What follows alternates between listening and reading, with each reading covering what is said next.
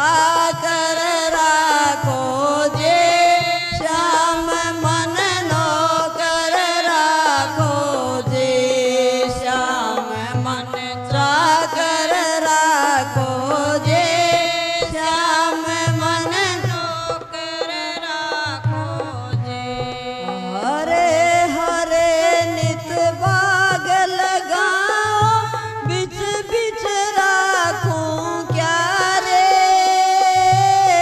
हरे हरे नित बाग लगाओ बिच बिच राखूं क्या रे राम जय जय राम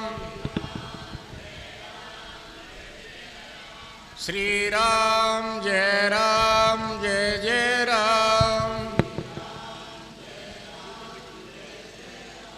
श्री राम जय जय राम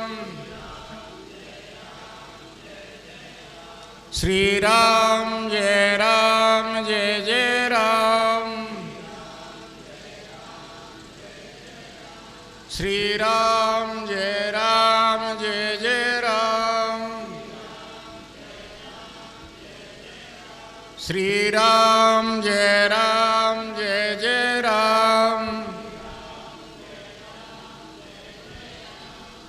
राम जय जय राम श्री राम जय जय राम श्री राम जय जय राम श्री राम जय जय राम श्री राम जय जय राम श्री राम जय जय राम श्री राम जय जय राम बोलो सियापति रामचंद्र भगवान की। प्रातःकालीन सत्र के बाद अब सायंकालीन सत्र में पूज्य श्री वैद्य जी के चरण कमलों में प्रणाम करते हुए व्यासपीठ पे विराजित श्री गुरु जी महाराज से प्रार्थना है कि कथा का प्रारंभ करें और भक्तों को निहाल करें। श्री गुरु जी महाराज।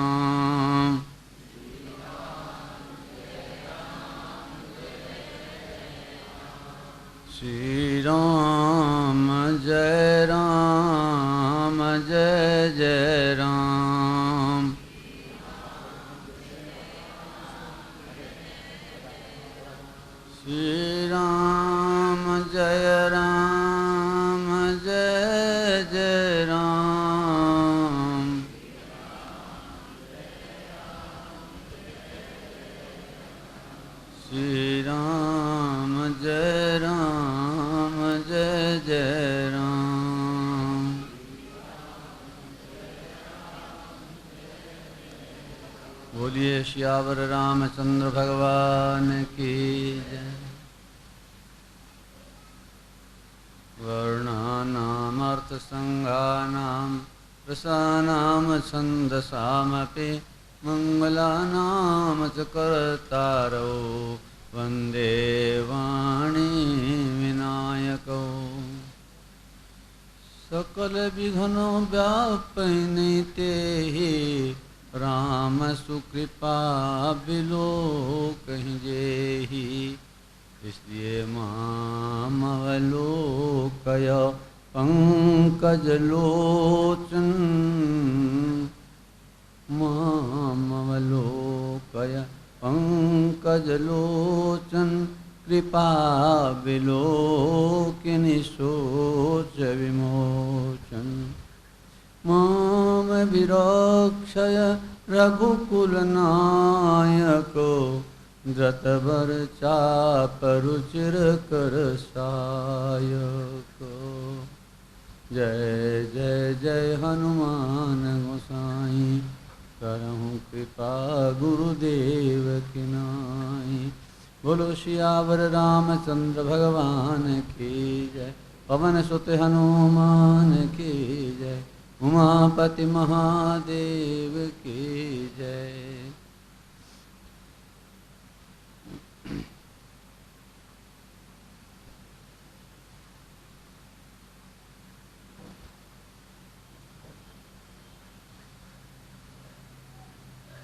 अनंतानंत ब्रह्मांड नायक परात्पर परब्रह्म आनंद कंद कौशल चंद दशरथ नंदन मर्यादा पुरुषोत्तम भक्तवत्सल भगवान श्री राघवेंद्र सरकार के चरित्रों को यथासंभव यथाशक्ति जो भगवान की प्रेरणा है वो कर रहे हैं। इसी को गोस्वामी जी की भी आज्ञा है कि जे गावहीं यही चरित संभारे ते ही ताल चतुर रखवारे। इन चरित्रों को गाने में सावधानी बरतनी बहुत होती है। जो ये गावहीं चरित संभारे ते ही ताल चतुर रखवारे। मानसरोवर पर बोले पहरेदार भी हैं, बोले हाँ रहते हैं, मानसरोवर पर रखवाले रहते हैं जो इस ताल की रक्षा करते हैं। रामचरितमानस में वही हैं जो इसको संभल करके गाते हैं। संभलने में क्या बात है, क्या खतरा है? खतरा यही है कि इसका कहीं अर्थ का अनर्थ न कर देवें। अनर्थ का अभिप्राय भाव तो बहुत हो सकते हैं, पर अनर्थ वह है जो नाना पुराण निगमागम सम्मतम को बदल करके और मन चाहे इनके मतलब आर्ष ग्रंथों के विपरीत भाव को कोई सिद्ध करने की चेष्टा करे, वही विकृति है। यदि इनकी सीमा में नाना पुराण निगमागम सम्मतम कोई बात है तो उसको एक नहीं 100 भाव कहिए, कोई बात नहीं है। सावधानी इस बात की रखनी होती है, हैं? और फिर तो यदि सुने तो भाव सहित जो ये कथा करहीं श्रवण फुट पान। भाव सहित जो ये कथा कहे वो कानों में पड़ती है तो भी क्या कहिए कि भगवान उसको सुमति सदगति सब कुछ दे देते हैं। जिज्ञासाओं की बात यहाँ पहले कही गई थी। जो भी 1-2 जिज्ञासाएँ हैं, मैंने सोचा कि अभी कई दिन हो गए जो आने हैं तो उनके संक्षिप्त बिल्कुल सारांश के जो बातें हैं वो मैं निवेदित कर देता हूँ। एक जिज्ञासा नहीं है इसलिए इसको मैं जिज्ञासा नहीं मानता, लेकिन जिज्ञासा है, कह दिया। इन्हें लिखा आदरणीय गुरुजी महाराज चरण स्पर्श, रविकांत बगड़िया है। सावन मास चल रहा है, यदि शिव विवाह की कथा सुनाई जाना संभव हो तो हमें अवश्य सुनाने की कृपा करें आदर से। जिज्ञासा कुछ नहीं है, शिव विवाह की कथा इसमें जितनी है या जैसे समय के अनुसार कुछ न कुछ श्रावण मास के लिए जो भी है, सावन हो या भादव हो, सदा ही सावन भादव मास है, ये कथा कह रहे हैं और जितनी कही जा सकती है। और बिना भगवान शंकर के तुम ये कथा शुरू ही नहीं करते हैं, क्यों कि ये कथा सिद्ध ही नहीं होती जब तक, अधिकारी ही सिद्ध नहीं होता जब तक वो भगवान शंकर की कथा को नहीं सुनता। और उसको हम पहले दिन से ही ये बात कह चुके हैं, यदि ध्यान देंगे तो सब हो चुका है। बोलिए सियावर रामचंद्र भगवान की जय। दूसरी जिज्ञासा है कि क्या वासना से मुक्ति ही मोक्ष है? वासना से मुक्ति ही मोक्ष है। मैं वाक्य बोल रहा हूं, सुनिए। वासना से मुक्ति ही मोक्ष है। वासना से मुक्ति भूमिका है मोक्ष की, मोक्ष नहीं है। ये धरातल है, भूमिका है। मोक्ष एक ऐसी स्थिति है जीव की कि उसके बाद में उसके अहंकार या व्यक्ति जो अपना विग्रह का, अहंकारी शब्द उसके लिए काम का है, जीवत्व तो उसका नहीं रहता। वो बूंद समुद्र में जैसे मिल करके समुद्र बन जाती है और उस बूंद को तो वापस निकालना भी आसान नहीं होता। ऐसे ही वो अपना निजत्व, मैंपन जो है, जो अपने आप को एक देह या किसी रूप में माने बैठा है, उसकी स्थिति स्वप्नवत गायब हो जाती है।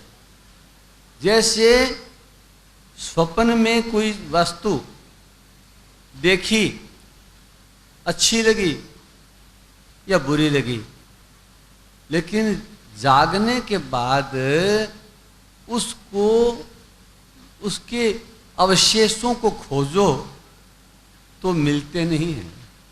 कभी ऐसा नहीं होता है, कितने ही बढ़िया लगे हों आपको, हैं? उसके बाद में एक छोटा सा दृष्टांत याद आ गया। गणेशगढ़ में मैं कथा करता था सबसे पहले वहीं शुरू की थी। वहाँ भी ये किसी प्रकार का प्रश्न मेरे सामने आया था, तो वहाँ जो दिया था मुझे याद आ गया। वो मुरारीलाल सेठ उसको बहुत बार सुनाया करता था। किसी को गाय बेचने वाली थी घर में, उसके ग्राहक लगा रखे थे। ग्राहक रोज अब आते थे, पर वो सपने में भी वही संस्कार रहा। गाय खड़ी है, ग्राहक आया हुआ है, ले भी कितने रुपए लेना है, गाय दे दे। स्वप्न में बोला मैं तो इसके 400 रुपये लूंगा। बोले नहीं, 300 दूंगा। 100 के हरे हरे नोट, 3 नोट उसको सामने वो स्वप्न में दिखावे, 3 नोट है, लेने तो ले ले, नहीं तो नहीं। पहले तो बोला नहीं लेता, 400 लूंगा, 400 ऐसे बोला, और बोलते ही अपने आवाज से ही जाग आ गई। जोर से बोला नहीं लेता, जाग आ गई। जाग आते ही और आंख खुलते ही सामने आंगन में गाय खड़ी थी।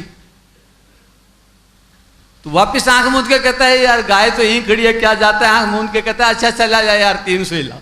वापिस आंख मूंद करके कहता है वो 300 नोट दिखा रहा था ना, चल वो 400 नहीं, कोई बात नहीं, वो तो मुफ्त का है। बोले ला आंख मूंद के 300 तो वापिस दे, 300 तो दे, देखा जाएगा। अब वो 300 आने वाले हैं क्या?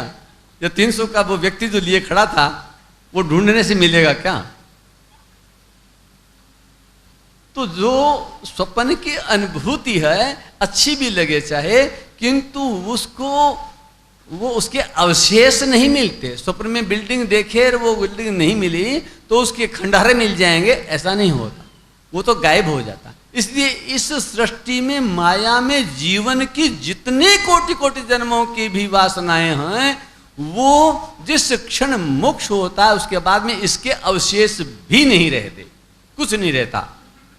वो स्वयं ही नहीं रहता, अहंकार ही नहीं रहता, जानकारी ही नहीं रहती, जब तक कि वो वहाँ केवल मुक्ति के उस स्थिति में, चाहे ब्रह्मा जी के ही प्रलय के उस अंधकार में रहे, तो नारद जी की भांति उसी प्रकार से वापिस उसमें आए, जिससे उसको पूर्व जन्म की स्मृतियां बनी रहती। क्योंकि पूर्व जन्म में वो व्यक्तित्व उसका, जीवत्व उसका, अपना अहंकार जो है वो वही रहता है, इसलिए वो उन अनुभूतियों को मानता है। उसको विस्मरण नहीं, विस्मरण कर देता है, रोज ही करता है, हर जन्म के बाद करता है, किंतु वो विस्मरण जीवत्व के रहते वापिस स्मृति में आ सकता है, कभी भी आ सकता है। स्वतः प्राकृतिक रूप से स्वतः किसी प्रवाह में आ जाए तो, अथवा किसी की कृपा से, दिव्य चक्षु से आ जाए तो। धृतराष्ट्र अंधे थे और धृतराष्ट्र को ये जाति स्मर थे, जाति स्मर कहते हैं जिनको पूर्व जन्म का ध्यान रहे। तो धृतराष्ट्र को अपने 100 जन्मों की याद थी, थोड़े नहीं, जाति स्मर 1 जन्म का, 2 जन्म का, 100 जन्मों की याद थी धृतराष्ट्र को। इसलिए और 100 जन्मों में ये भी आदत थी कि मैंने ऐसा कोई कर्म नहीं किया जिसका शास्त्रों में फल अंधा होना लिखा हो, और मैं अंधा हूं। तब गुरुजी को बुला लिया। पानी गर्म है ना थोड़ा, हिसाब से। वैसे वामक स्थिति हो रही थी तो मैं औषधि मंगवाई है, कोई बात नहीं है, जिससे हमें सानिध्य बना रहे। अभी बोलिए सियावर रामचंद्र भगवान की जय। अभी ठीक हो जाएगा, शांत हो जाएगा भगवान की कृपा से। तो 100 जन्म में शास्त्रीय कर्म विपाक के ग्रंथों के अनुसार उन्हें अंधा नहीं होना चाहिए था, ऐसा कोई कर्म नहीं किया था। इसलिए गुरुजी को बुलाया, व्यास जी को बुलाया, और व्यास जी को बुला के बोले गुरुजी एक बात बताऊं आपको, मेरी जिज्ञासा है। क्या? बोले मेरे को 100 जन्म की याद है, और 100 जन्मों तक मैंने कोई ऐसा कर्म नहीं किया। क्यों भी सुन रहे हो? 100 जन्मों तक ऐसा कोई कर्म नहीं किया जिसका फल कर्म विपाक में अंधा होना लिखा हो, फिर भी मैं अंधा हूं। ये किस कर्म का फल है? व्यास ने कहा ठीक है, पर 100 का याद तो है ना? बिल्कुल याद है। तो बोले अब हमें तुम्हें बैक एपिसोड में ले जाते हैं, मतलब तुम्हें 101वां जन्म दिखाते हैं पिछला। 101वां जन्म जो ही सिर पर हाथ रखा, मेरुदंड पर, और पूर्व की स्मृति को ला करके दिखाया। क्या देखता है धृतराष्ट्र? कि नवयुवक है, जा रहा है कहीं, और एक वृक्ष खड़ा है जिसके नीचे से तन एक है और ऊपर से ऐसे कई, नीचे से पेड़े के ऊपर 2 बड़े पेड़े खड़े हो जाते हैं, और बीच में ऐसे बन गया हो, और ऊपर वृक्ष फिर एक हो गया, नीचे से 2 तने के ऐसे बीच में वो है? तो उस ओट में, वृक्ष की ओट में, उसके दोनों तनों के बीच में जो छेद है, वो उसमें खड़ा होकर के देख रहा है। सामने तालाब पर सुंदरियां निर्वस्त्र होकर स्नान कर रही हैं, और वो वहीं टिक करके उन्हें देखने लग गया।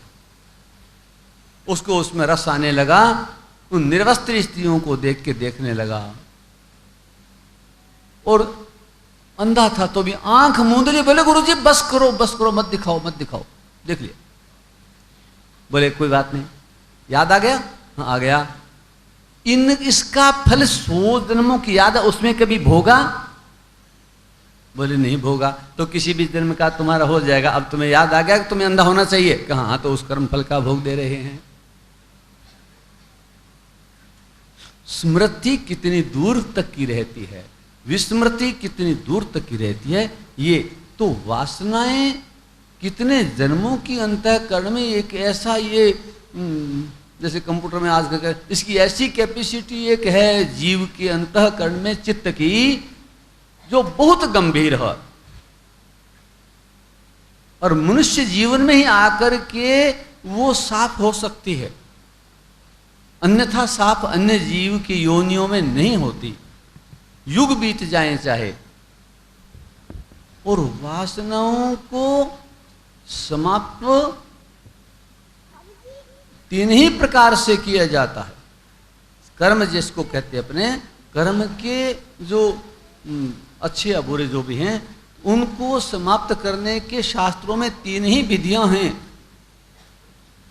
पहली है भोग कर, दूसरी है प्रायश्चित से, और तीसरी है ज्ञान से। तो जो प्रारब्ध जिसका बन गया है इस जन्म में, जन्म लेते समय जो कर्म के फल भोग आपको अलॉट हो गए, अब देशी भाषा जैसे आवंटित हो गए, जो निश्चित हो गए, उसी को दैव और प्रारब्ध कहते हैं। वो आपको भोगने पड़ेंगे, लेकिन वो भी प्रायश्चित से उसमें ऐसे कर्म हो, जो आगे दुखदायी ज्योतिष इत्यादि ग्रंथों के द्वारा या वेदांगों के द्वारा ये पता लग जाए कि इसका बुरा फल मुझे मिलने वाला है या ये बुरा फल मिल रहा है, उसका कारण मेरा ये प्रारब्ध है और उसका शास्त्रों में ये प्रायश्चित है, तो वो प्रायश्चित करने के बाद वो बुरा फल शांत हो जाता है। इसी को प्रायश्चित कहते हैं। यथा शास्त्र निर्णीतम यो विधिवत चिकित्सा, जो शास्त्र का है उसी की चिकित्सा हो गई, वो प्रायश्चित हो गया। बस शॉर्टकट बता रहा हूं प्रायश्चित का बात। तो प्रायश्चित में कोई अनुष्ठान किया, वो अनुष्ठान का आपको शुभ फल नहीं मिला, वो प्रायश्चित आपके कर्म को नहीं, पूर्व जन्म के कर्म को निरस्त करने के लिए है। वो नया नहीं है, उसका नया फल कुछ नहीं मिलने वाला है। पुराने को जितना धो रहे हो, बैंक ने आपके नाम 1000 रुपया कर्जा मान रखा है और आपने अगर 500 जमा करा दिए, वो 500 रुपये आपको वापस मिलने वाले नहीं है। वो 500 रुपये आपने खर्चे के पेटे ही जमा कराए हैं। उस 500 रुपये का फल और कुछ बैंक में और जिसका बिल्कुल नहीं है कुछ, और वो 500 रुपये जमा कराएगा तो वो 500 में 100, 200, 500 तक सीमा तक ले लेगा। कर्म का ये स्वरूप होता है। वासनाओं का भी यही है। ये वासनाएं सारी सारी जाकर के चित्त में समा जाती हैं, चित्त में संग्रहित हो जाती हैं और उसकी बहुत बड़ी कैपेसिटी है, बहुत बड़ा एक वो है। पर वासनाएं समाप्त होने के बाद जीव को वासना का पता भी नहीं लगता। फिर इस संसार से विरक्ति, ज्ञान या सब ये कुछ शेष नहीं रहता। फिर वो भगवान के सानिध्य में हो जाता है। भगवान के पहले भी हो सकता है। पहले यदि वो भगवान के सम्मुख हो जाए तो उसके वो पाप या वासनाएं इतनी शीघ्रता से धुलती जाती हैं, समाप्त होती जाती हैं, जैसे मतलब जन्म जन्मांतरों तक के पाप निरंतर धुलते रहते हैं। नई वासनाओं की भूमिका न बने, वो तभी नहीं बनती जब उनको वासनाओं की समाप्ति के साथ साथ ज्ञान हो जाए। यदि ज्ञान नहीं होता तो वेद कहता ऋते ज्ञानान न मुक्ति, ज्ञान के बिना मुक्ति नहीं है। आपको भक्ति से नहीं, भक्ति के तो पीछे पीछे मुक्ति फिरती है, किंतु उस भक्त की स्थिति जब तक वो चाहता है तब तक भगवान के चारों मुक्तियों में से कोई न कोई को प्राप्त किए रहता है। 4 प्रकार की मुक्ति होती है भगवान के साथ, मोक्ष नहीं मुक्ति कहते हैं। वो 4 कौन कौन सी होती हैं बताना पड़ेगा क्या, या आती हैं? नारायण। चारों में एक पहली मुक्ति है सालोक्य, भगवान के लोक में जाके निवास कर देता है, सालोक्य मुक्ति है। कोई गोधाम जाते हैं, कोई साकेत धाम जाते हैं, कोई कहीं जहाँ भी उसकी सालोक्य मुक्ति। फिर लोक तो बहुत बड़ा होता है, ये भूलोक कितना बड़ा है, कोई भारत में नहीं रहता, कोई अमेरिका चले जाता है। सालों के बाद में और उससे अगली अगर मुक्ति है वो सामीप्य मुक्ति है, वो भगवान के समीप रहता है, लोक की बात नहीं है, उनके घर ही रहता है। लोक में रहना, उस देश में रहना अलग बात, और उनके समीप रहना सामीप्य मुक्ति है।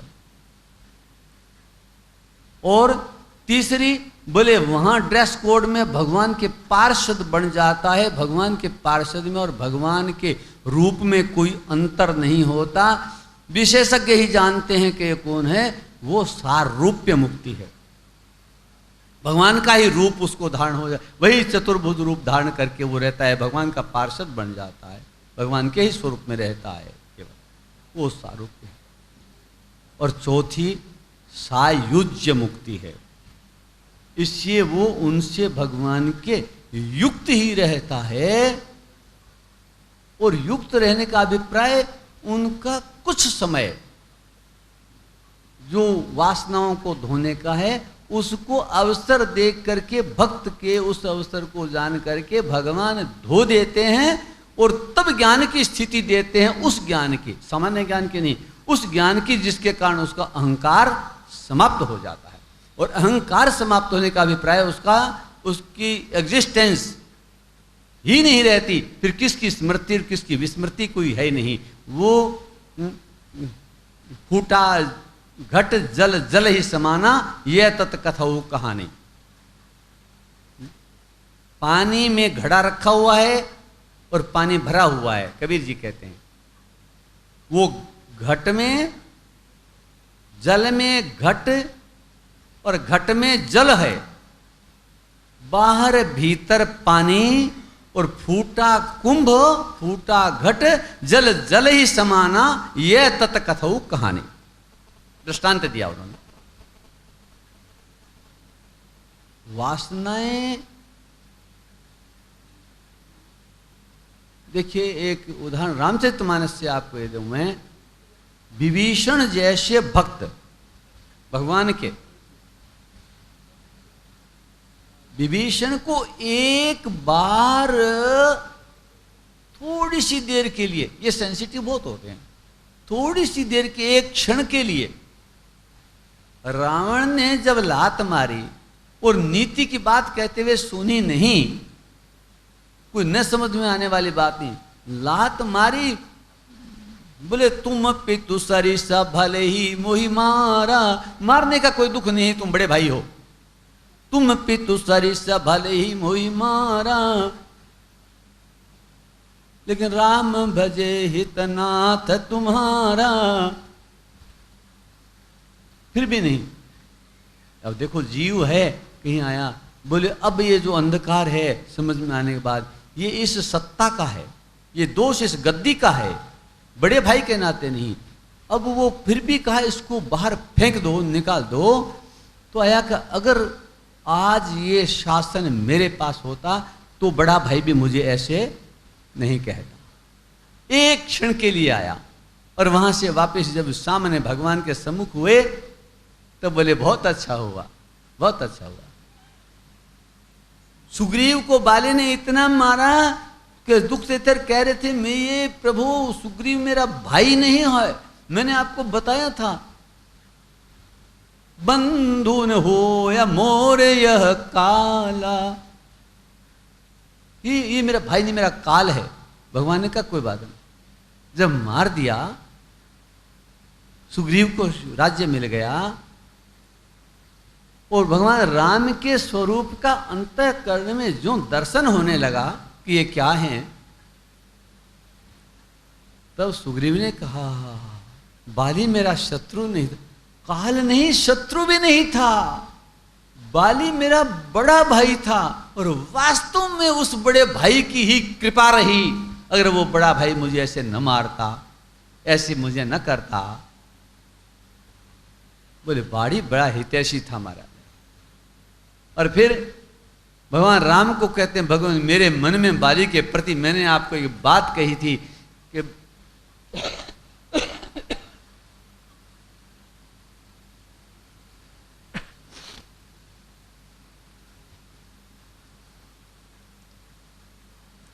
सुनहु रघुवीर कृपाला, बंधुन हो यमोर यह काला। बाली मेरा काल नहीं था। भगवान बोले तो अब क्या याद है क्या? बोले बाली परमहित जासु प्रसादा, मिले हो राम तुम शमन विषादा। बाली जैसा परम हितैषी मेरा कौन हो, क्या उसी के कारण आप मुझे मिले, नहीं तो आपको मैं क्यों खोजता, क्यों ये सारी बात होती।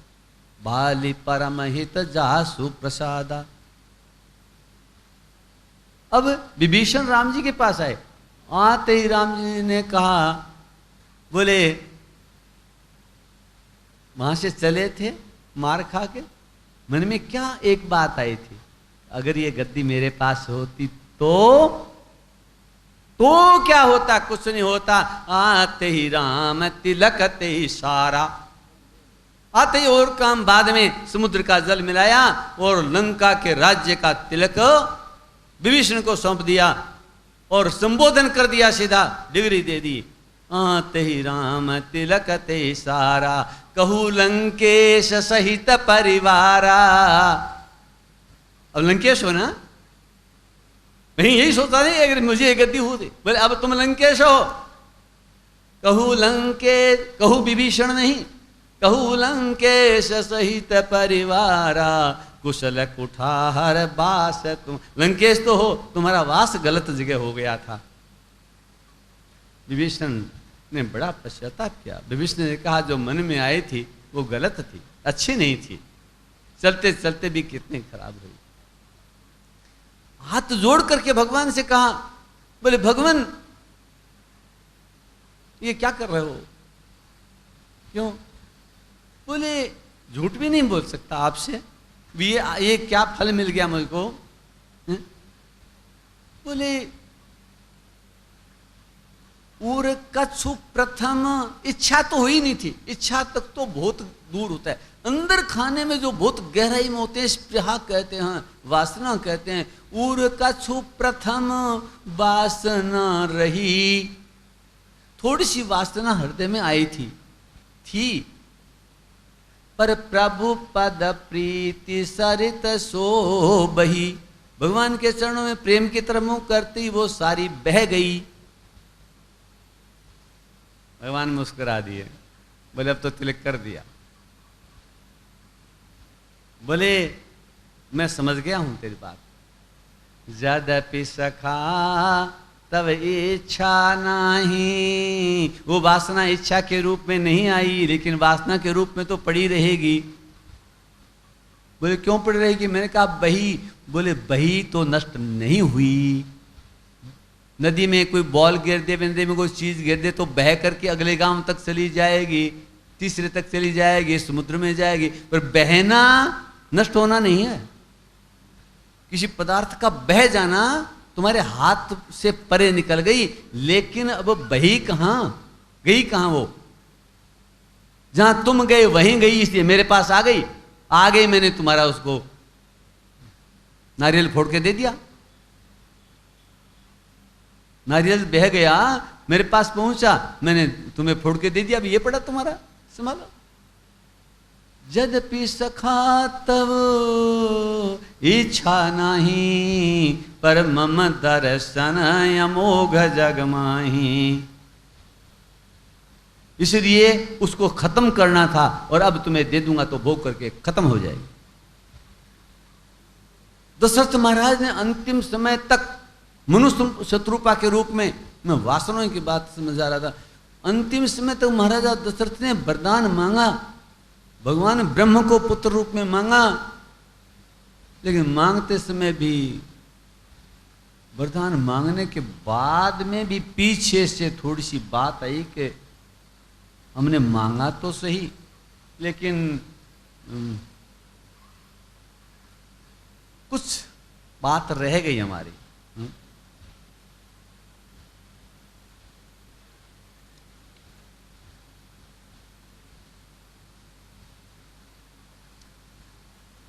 भगवान जब मिले, दर्शन दिए,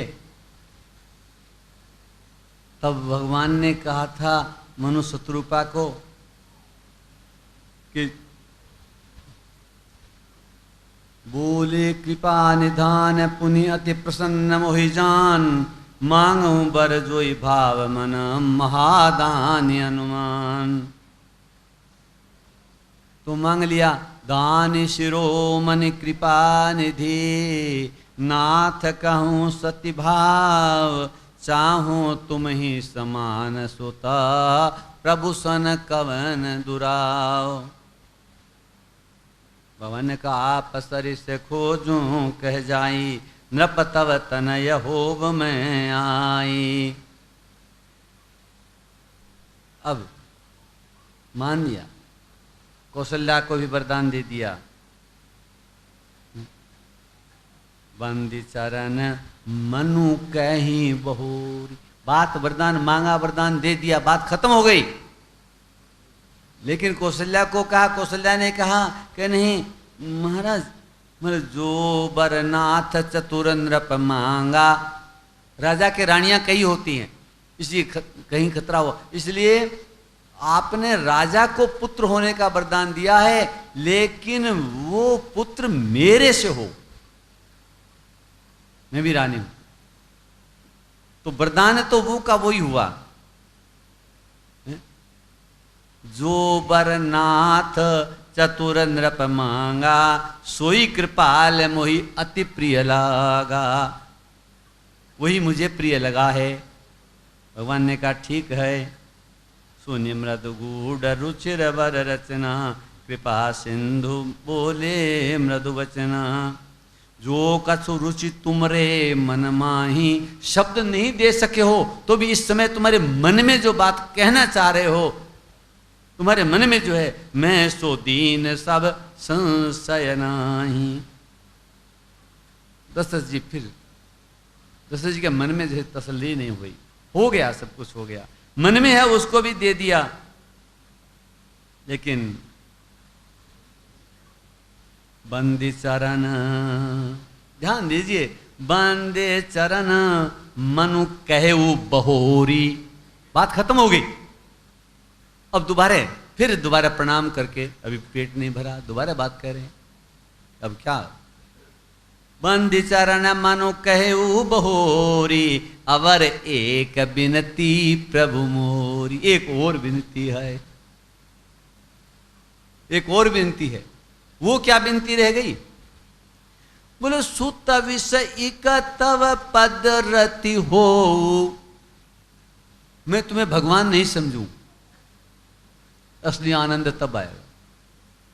सुत विषय तव पद रति हो, मोहि बड़ मूढ़ कहे किन को। और मैं कैसे, प्रेम आप में कैसे हो? बोले मनि बिनु फनी, जिमि जल बिनु मीना।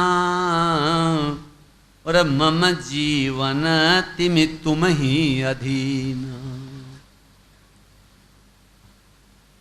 आसबार मांग चरण गहि रहू, और एवं मास्तु करुणा निधि कहू। बोले जा भाई जो मांग गया, जब कह दिया जो मांगोगे सो दूंगा, तो जाओ दे दिया।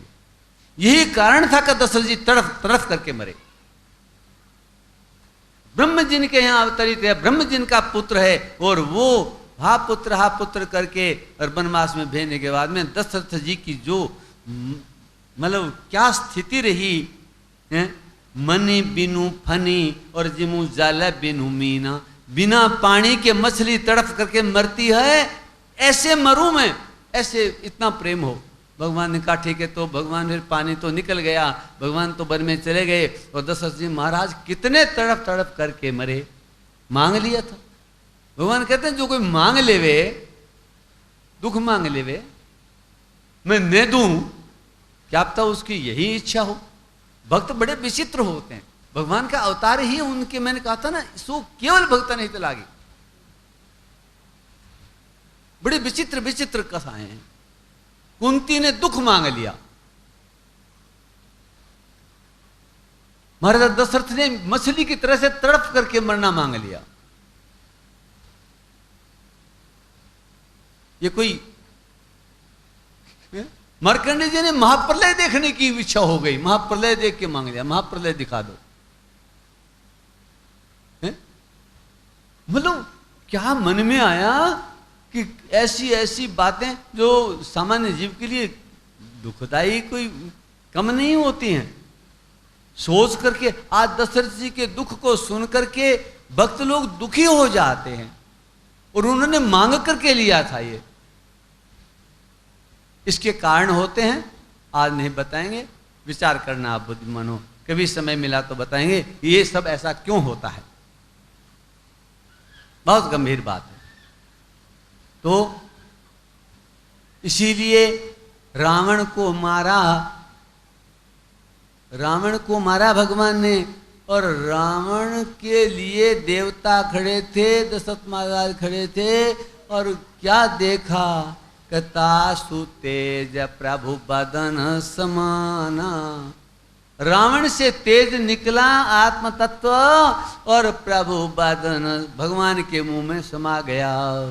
दशरथ जी ने कहा हम मारे गए। रावण की तो ये गति हो गई, इसका मोक्ष हो गया उस कल्प में जिसमें ऐसा हुआ। नहीं तो 3 जन्म जिस पर पता ना, कहीं 1 कहीं 2 3 अलग अलग हैं। तो दशरथ महाराज ने कहा ये क्या हुआ, हम बड़े दुख पाए, हम बड़े दुख पाए, और अब कुछ हमारे भी कभी अब हमें क्या चाहिए, देख करके भी बड़े लोग प्रेरित होते हैं ना, अच्छी चीज मिले कि हमने ये मांग ली, नहीं मांगते तो हमें ये मिल जाता।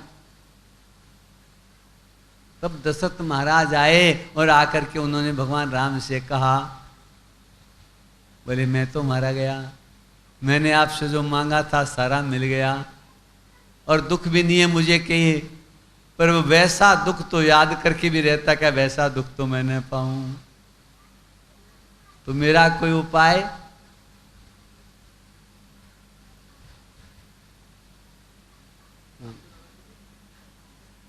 कैसे कुछ फर्क पड़ा क्या?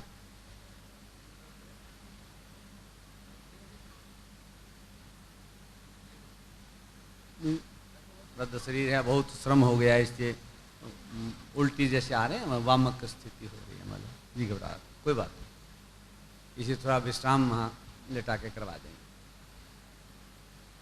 श्री राम जय राम जय जय राम, श्री राम जय राम जय जय राम, श्री राम जय राम जय जय राम,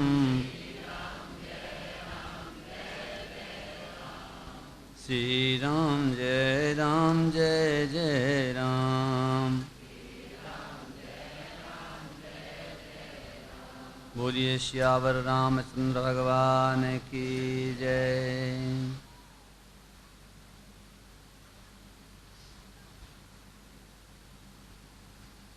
तो मैं कह रहा था कि महाराजा दशरथ, रावण के मरने पर उनके मन में आया, महाराजा दशरथ वहां आ गए, और महाराजा दशरथ ने आकर के तेही अवसारा दशरथ तह आए, और तनय बिलो के नयन जल छाए।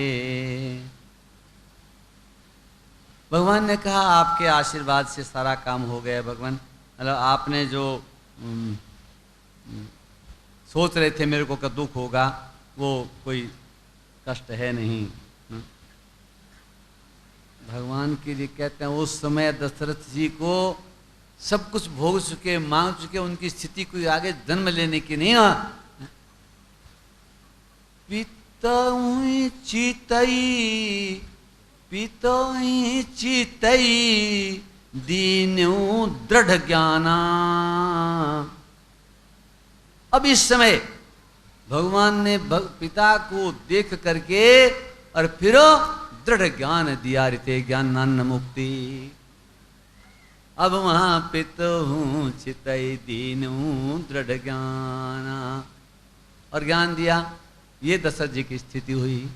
तो प्रश्न जो था मैंने थोड़ा इसी के बहाने से कुछ सत्संग के कुछ विस्तार भी कर दिया आपका, लेकिन वासना जो प्रश्न था, क्या वासना से मुक्ति ही मोक्ष है, अब आपको समझ में आ गया होगा। दूसरा, शास्त्रों में कहे गए वचनों के अनुसार भगवान ने दुर्जनों को परम धाम में स्थान दिया है, न कि मोक्ष दिया है। परम धाम क्या है और मोक्ष क्या है, ये प्रश्नकर्ता को इसका लगता है कि ज्ञान नहीं है, इससे प्रतीत होता है। भगवान ने दुर्जनों को परम धाम दिया है, में स्थान दिया है। परम धाम में स्थान देना तो मुक्ति ही है। अभी आपको बता दिया, सालोक्य मुक्ति, सारूप्य मुक्ति, निध्य मुक्ति, मतलब ये जो हैं सायुज्य मुक्ति, ये मुक्तियां जो है, तो ये परम धाम दे दिया है, तो दे दिया है, न कि मोक्ष दिया। मोक्ष के जब तक अधिकारी नहीं होते तब तक मोक्ष नहीं मिलता, तब तक वो भगवान उनका उद्धार ही करते हैं। और ये जीव का क्रम लक्षण बहुत अधिक दीर्घ है, अलग से समझने वाला है, ठीक भी है, आपकी बात सही है, दिया है, तो मोक्ष क्यों नहीं दिया? अगर ये प्रश्न है तो मोक्ष वहाँ भूमिका नहीं है। जो जिसका अधिकारी है वो उतना ही तो देगा, उससे आगे कैसे देगा? ये जिज्ञासा थी श्री विजय कुमार जी गोयल की।